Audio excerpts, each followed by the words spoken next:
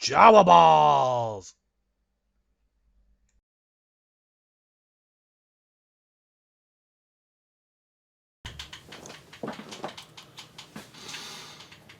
Okay, hi guys. I guess I'm recording. Yes, I am. Okay, so welcome back. Here we are to some more Jawaballs fun. So I intend to do here a pretty in-depth deep dive to my competitive 40k 2,000 point list that I'm going to be using at this weekend's GT, November 18, at Games and Things in Springfield, Massachusetts. So what I have here, I made a pretty good addition to my army from what I used at the Battle for Salvation. Please forgive this terrible mess. It's such a mess. I'm done painting for a while. I've painted up this second round 2.0 of my list after learning a lot at the GT and since then. So also, I need to comment on the fact that there's been some particular lists that have been doing really well in 40k. One of them being a dude named Matt. Matt? Sorry, Matt, or not Matt. He won the Kansas City Open, and he also did really well at another tournament just last weekend. And he went, I think, 8-0 or 6-0 at the Kansas City Open to win the whole thing with Blood Angels. And his list had 3 squads of Death Company with Lemart, Dante, very much like mine. Really, it's pretty much this list that I have here, except I still have Centurions in my list because they're pretty. And for this coming tournament, as I evolve, I will probably drop the Centurions because they're not all that great. They're pretty awesome, but at the same time, they're very hard to use. So I'll probably drop them in favor of more of what he has with another Death Company squad. Really, I'd add another Death Company squad and another Assault squad. And that would pretty much be what he has. So let me show you what I got going on here. I'm going to kind of angle into the board here.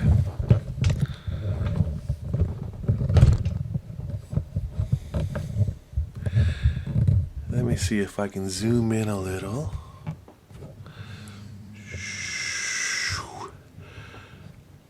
Alright, so I'm going to use that little peninsula there as my central area. So we'll start with what I got going on. First I have here is let me start with the HQ. So let me move these guys out of here. Here we are first. I have to get my remote control for this. Lord Dante. Bum, bum, bum. There he is in all of his non-metallic glory. He won second best painted miniature at the Battle for Salvation.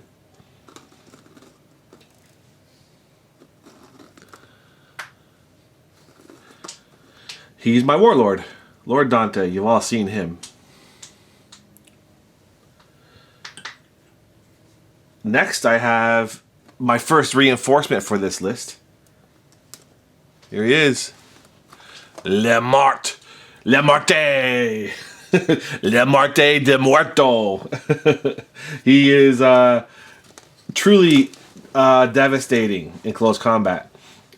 If I use the secrets or the death visions, there's a stratagem where I can use 2 death visions, which will pretty much let him hit like 10 or 11 times, and it's nasty. So he'll be dealing like 30 wounds. So I can get him in range to like 2 characters, like behind a group. He could take out like 2 characters at once. So that's him. That's my Lemarte, Death Company commander. Put him over there for now. Then I've got my third HQ choice, Sanguinary Priest. So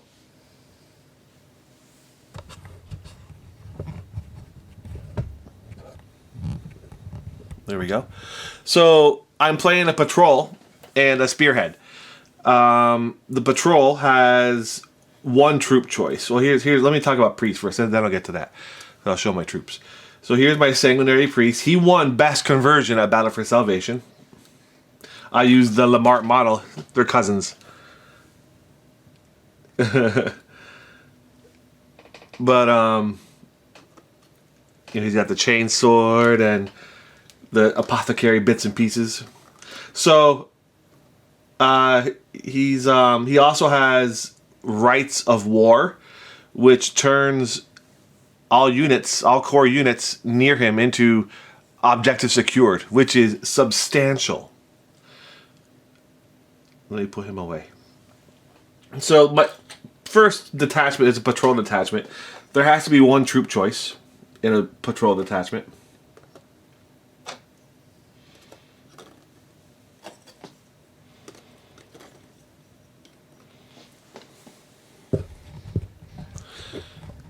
There it is. Ooh.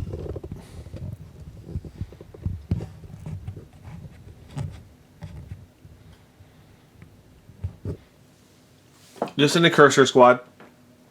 Bare bones. Troop tax. But they infiltrate, which is fantastic for trying to grab, excuse me, a quick advantage at the beginning of the game while you're deploying. You can infiltrate them forward and kind of push your opponent's models back in deployment. Get them out of here. Oh, so the rest of that patrol detachment is, so it's, if I remember right, I don't have it off the top of my head, but Dante and Cursor Squad and 2 Death Company squads. Because the patrol detachment can only have 2 elites. So here they are. Death Company Squad Hammer. This squad has 3 Thunder Hammers.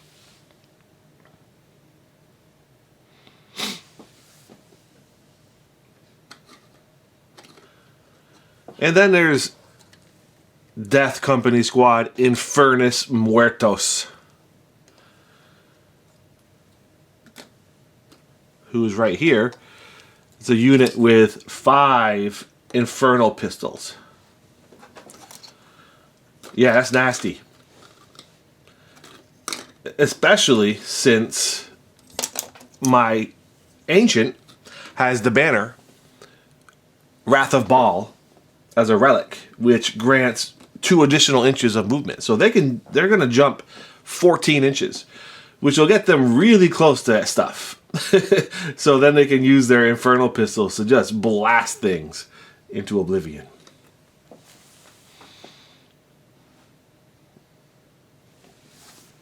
So that's them. And that is the patrol detachment. 2 elites, a troops, and an HQ. Then I have a Spearhead detachment. So the HQ of that was the Apothecary. Here's the first elite. This is my Ancient. I made the banner by printing an image I found online. At some point I'm going to give credit to where I found that. And using a transfer sheet to get it embedded onto this banner pole. That was quite the process, but it worked. Sanguinary Ancient. He's got the Wrath of Baal, which is the banner that grants the relic banner that grants +2 movement, plus all the banner bonuses. And he's also got a stratagem. Let me get this right.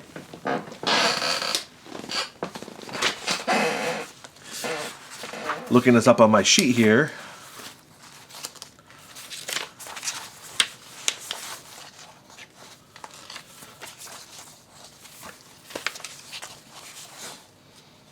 I haven't gotten around to printing everything. He's got a stratagem. Let's see. Soul Warden. He grants and this is going to make my friend Bob Rhoda wince a little bit. He grants a 5+ feel no pain against mortal wounds.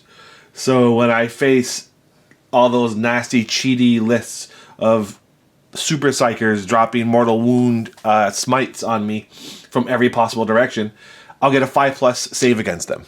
That's pretty substantial. So that's Soul Warden, and that's his. Zoop. So then, more elites. Here's my Centurion squad. Just a 3-man. I found that the 6-man squad was just too unwieldy. It was too big. It was hard to keep them in cohesion because the terrain made it difficult to move them. They were really big bases.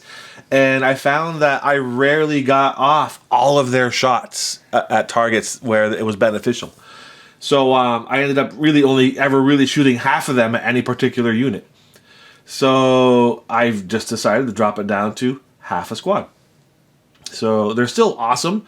And the only real reason why I have them in this list right now is that I wanted to be competitive for the painting score at this grand tournament. And they're beautiful models. They look great. So you really can't see it through the camera, but the luster on these guys is just gorgeous. They came out really wonderful. So, I didn't want to fully embrace the Death Company yet because Death Company just don't look as good. The black doesn't pop as well as the red on these Centurions. So when I'm trying to get that paint score and win best painted, I got to have the pop in the army. So that's really the reason why they're here. They're shooty, but this list doesn't really need that. So that's the first elite squad. Then I have 3 squads of Sanguinary Guard. I have 2 squads of 7 with swords.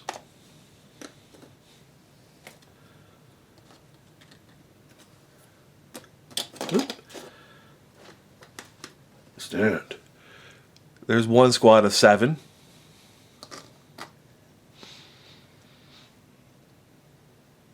Do I need to show both squads of 7? I don't know. I'll do it. Why not? They're exactly the same. One has red shoulder pads, one has gold shoulder pads. I'm not going to show them both, just for sake of brevity here. You get the picture. 2 7-man squads of Sanguinary Guard. And I have a 6-man squad of Sanguinary Guard with axes. This veers from the Kansas City list because I think all he had were Sanguinary Guard with swords. The only difference being that they get 1 less AP but 1 more damage, so they hit harder, which comes into play against like tanks. They wound better against higher toughness. So the reason why they're here and not swords is that I just don't have the models, nor did I have the time to paint them. So I've only got 2. I have 2 Death Company, or 2 Sanguinary Guard. Here's one of them that are ready to be painted, and I have to get 2 more squads, 10 more guys, because I need 6 more. Anyway, I don't know. I have to get 2 boxes. So that's my mission for later on. So there's my 6 Sanguinary Guard with axes. Now, I have 2 5-man assault squads. Not pleased with how I painted their plasma. Maybe you like it. Let me know in the comments. How do you feel about their plasma? I went with like a yellow with a wash of green over it. But they just look like yellow. And I'm not all that crazy about how they came out. I didn't know this in my first 1.0 version of my list, that these assault squads are amazing. 90 points for this squad. And the sergeant has a combat shield, a plasma pistol, and a lightning claw. That's pretty substantial for just 90 points for the squad. And there's also 2 other plasma pistols in this unit. There's one, and here's the other. So these guys are pretty brutal when it really matters, right? Because plasma hurts. So they're going to come down and I'm gonna blast those things, especially if they're near Dante, because then I can re-roll the ones if I roll ones to shoot. So yeah, definitely way better than I first thought, considering that this unit only costs 90 points. Outstanding. What a value. I didn't really have these in my first 1.0 list. And where I struggled with that list was coming up with getting objectives. I'll get back to that after. Let me finish this presentation because I only have 2 more units to show. So that's Assault Squad.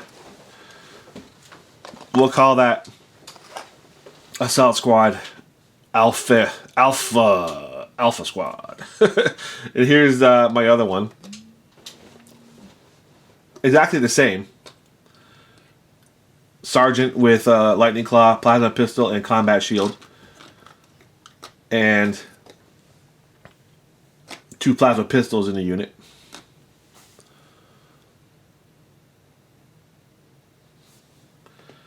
Again, the red too. I love the red. So I gotta really consider what I'm gonna do with those plasma. I'm thinking that I need more blue. I have a lot of power swords that are blue, the blue accents. I think blue would look great on this list. All right, so here's the last unit, and this is the kicker. Here it is. A Whirlwind. This is what he used in KC to excellent efficiency, and it's no secret. It's been around a long time. I actually painted this Whirlwind before I even saw that guy win KC, because I had intended to use it for my army because of suppression fire. It's a 1-point stratagem, and in suppression fire, the blast weapon, when it hits targets, all it has to do is hit. It doesn't have to wound, just hit targets. Those targets can't overwatch, and they go last in combat. So where I'm going to use this is not to shoot the things I plan on assaulting with my sanguinary guard, but to shoot the things in the next rank. Because in 40k, what happens is I get my guys up there, they assault, and they charge, and they slaughter whatever they hit. But then they're left standing there in the open, and then they get counter-assaulted by his second rank of nastiness, which goes first against my guys and slaughters my guys. So I'm going to shoot those guys in the back rank with the Whirlwind, which means and it lasts until my next turn. So then on his turn,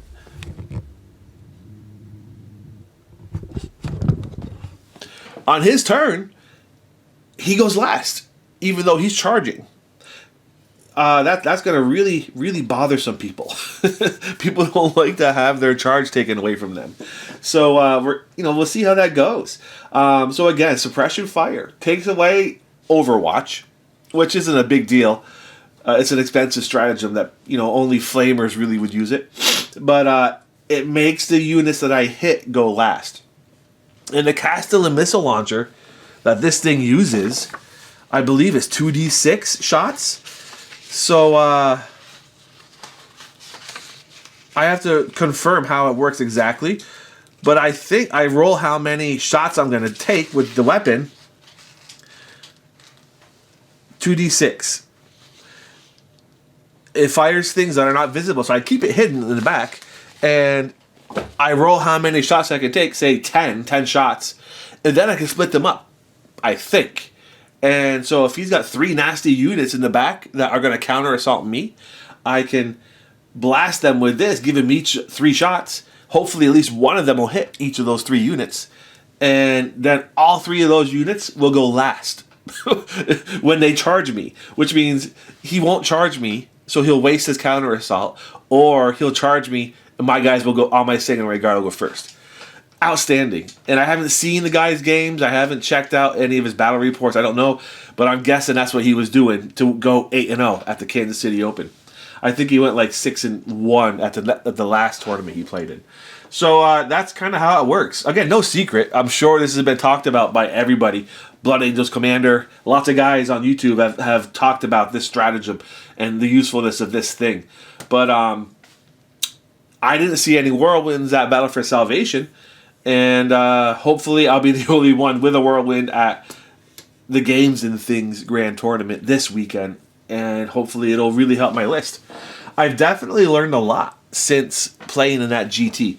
I'm way more confident. I know the rules now. I know the stratagems, which was my biggest issue. I didn't know what stratagems to use. So, and I just found this long lost part, the radar dish that goes in there. I have to finish painting that thing. Get in there, Hugh. So, I glued down the stupid missile launcher because it used to like rotate up and then rotate, and I didn't like that. It was annoying me, so I glued it down. So all it does is do this. So anyway, so I think that this list, I think I should perform better, a lot better, at this tournament coming up because I'm way more confident. I know which stratagems I plan to use. I didn't have any idea at Battle for Salvation. I only just really learned about them. So I hardly ever use stratagems at all. My opponents were like, why aren't you using stratagems? So I was like, which ones do I use? I don't know. So I know I have a plan now. There's my stratagems with the Whirlwind. There's a couple of there's a Death Company one I plan to use. There's the Visions of Death with Le Muerto. And it should be a lot of fun playing. I should do better. I don't think I'm going to win this thing, but I should win. I think I'll end up in the closer to the top than I was closer to the bottom at BFS.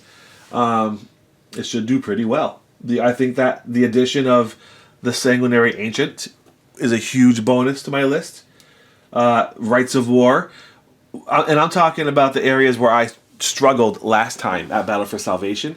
I had a hard time taking and holding objectives. First of all, and this is what I began to talk about a few minutes ago, I struggled because I was infiltrating my stuff and it was getting taken out, which is fine, but I didn't have anything in the back to really take the little busy work objectives, like the action objectives, like planting bombs and all that stuff. So I ended up doing that with my Eradicator squad, a really expensive 3-man unit with melter rifles running around planting bombs in the background, not really doing their job, because I just didn't have the squads to do so. So now I have more units. I have plenty of guys that can go up and assault, and I have fast-moving assault squads here that can now jump around and do the busy work that I was using my expensive 140-something point Eradicators, right? These assault marines will be great at that job. They can move around. They can get table corners. I can get them advanced up and into and behind terrain faster. I can deep strike them into areas of terrain behind objectives so they can't be shot just to take the objectives. They'll be way more useful. And I had a tactical squad which rarely ever fired its multi-melta, so I don't need that. I don't really need stuff sitting in the back doing nothing with guns when I can just kind of set my incursors in onto a back objective and then kind of do stuff with my assault marines. Let them kind of do lots of chores. They're going to be a very versatile unit for me. So what do you guys think about that? Sounds pretty good, right? At least I have a plan. Having a plan is half the battle. Knowing half the battle? I don't know. So, and of course, no plan makes it past first contact with the enemy. I guess, right? Is that how it goes? Shang-Chi. Who said that? I don't know. Shang-Chi. Wasn't he a Marvel guy? So, anyway, I'm pretty happy with my list. I think it looks great. I think that I will compete for Best Painted, and I think I will compete on the tables. I know at Battle for Salvation, I went there with zero expectations for myself. Ended up going 3-3. I think that at this one, I can probably at least compete better. I know if I get my friend Bob Rhoda, who manhandled me at BFS, I think now that I have a better understanding of the game, I think that I can do a lot better against him with this list. He's going to have a hard time against me, especially with my 5+ save against mortal wounds. All right, so I'm going to wrap this up. I'll put this up on YouTube right now. So I hope the audio didn't fail on me. I'll be very upset if it did. And all right, I will certainly get a lot of video. I plan to be more focused on my video making. I'm probably just going to set up my camera and let it shoot the entire game. And then edit footage afterwards and do a cohesive battle report for you. So, all right, more to come. I'll see you soon. Jawaballs is back. Yeah.